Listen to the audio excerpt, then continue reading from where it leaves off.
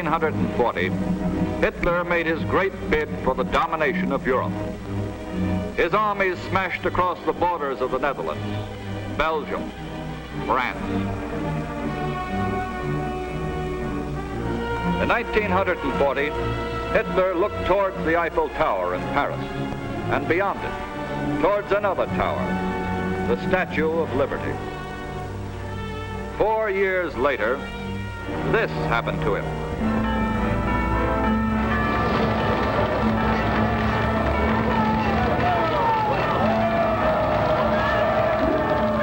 Four years later, American wheels started rolling through the cities of France, rolling east towards Berlin. This is the Red Ball Express. This one-way highway is a revolution in the science of military supply. It starts at the beaches of Normandy and extends for hundreds of miles, past Paris and into the front lines of battle. Over it, in a never-ending stream, thousands of American trucks are highballing to victory. The dozens of thousands of tires on the Red Ball speed along, averaging 40 miles an hour round the clock. Over this great turnpike, American tires carrying American equipment have changed the tide of war. These trucks are rolling on endlessly. These trucks, as well as these bombers. On heavy shoes, they speed along the runways. On spinning rubber, they lift their loads into the air, day after day, night after night. While these trucks and planes strike at Germany from the west, Russia squeezes the Nazis back from the east. Here, too, American Lend-Lease trucks rolling on American Lend-Lease tires are on the job. In Italy, heavy guns on giant tires are wheeled into position. Mobile artillery rolling with the Fifth Army up the boot. No war has ever moved as much as this one. It moves on tires. This is part of the equipment we built to invade Europe. By now, most of these weapons are used up. These trucks have been worn out. These planes smashed and burnt. These guns destroyed. These tires are casualties of war. Their fighting days are over. But they have left their treads in the dust of France, the mud of Italy, the snows of Russia. Here at home, tough, strong men are doing a tough, dirty job, rolling rubber onto the roads, airports, and battlefields of many lands. Many of our country's women have joined them. In 3 years of war, Americans have built the greatest rubber industry in the world. So great a number of our tires go overseas that we're forced to cut down here at home.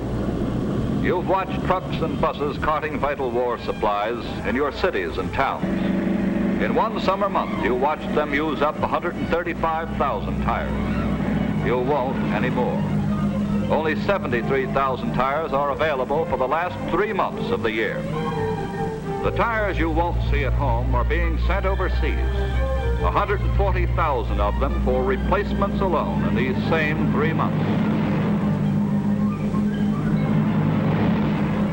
Think of the tires needed to equip one infantry division, 1,400 trucks, over 100 mobile artillery pieces, all manner of armored cars, half-tracks, ammunition trailers, ambulances.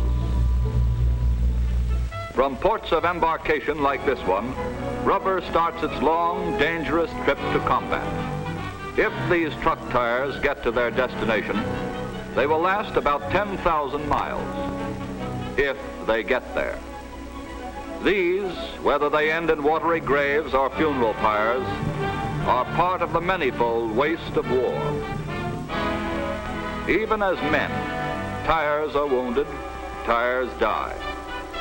Even as men of war, tires of war have their stories to tell. Here is one battle casualty, a tire with hand stitching. It was sewed up by a truck driver as he helped to chase Rommel out of Africa. After roadside repairs, it rolled all the way across the desert into Tunisia.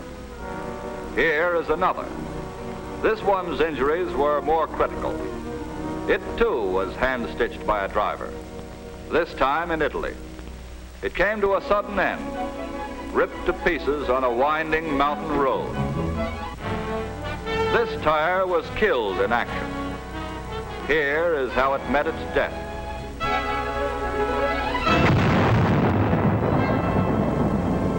Tires of the air suffer their own particular wounds. Every time a plane lands, chips of rubber are sliced away by the impact.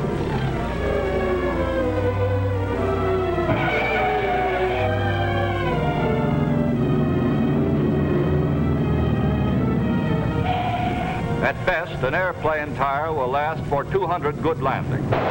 Here are the results of some bad ones.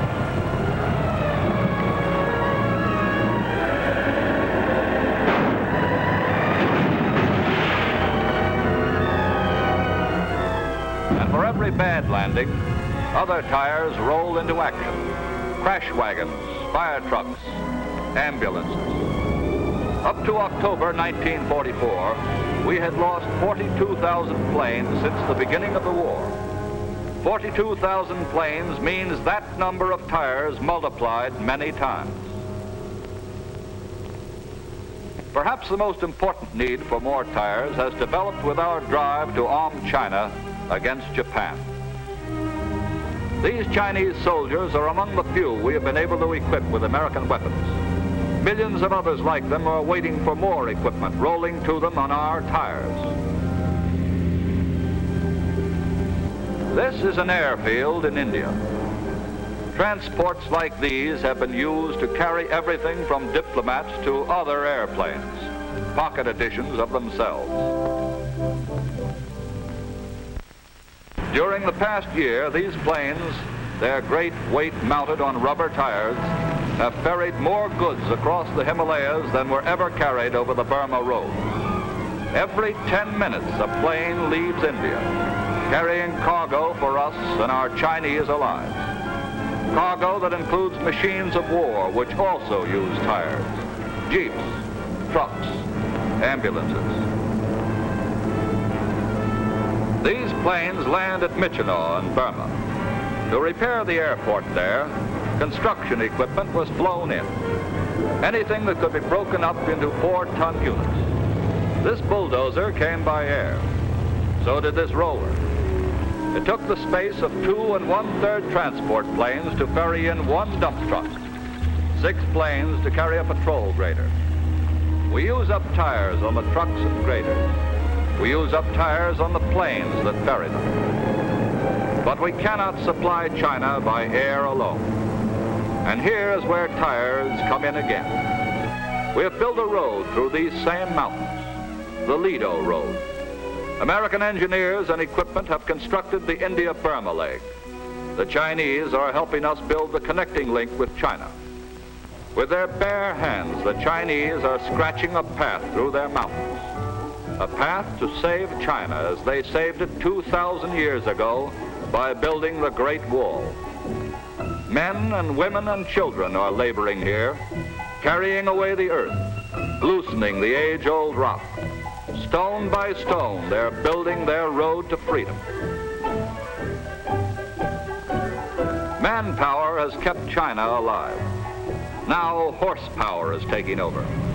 We're putting the Chinese war against Japan on wheels.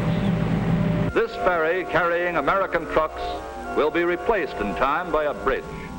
But now all that counts is to get through to the vast, patient land beyond.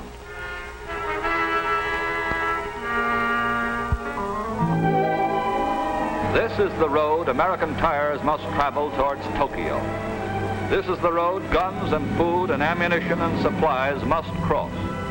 We must carry enough weapons to fight battles over an area greater than twice the sum total of Italy, France, and Germany. This is the Chinese Red Ball Express. These are the trucks and tires highballing to victory over Japan.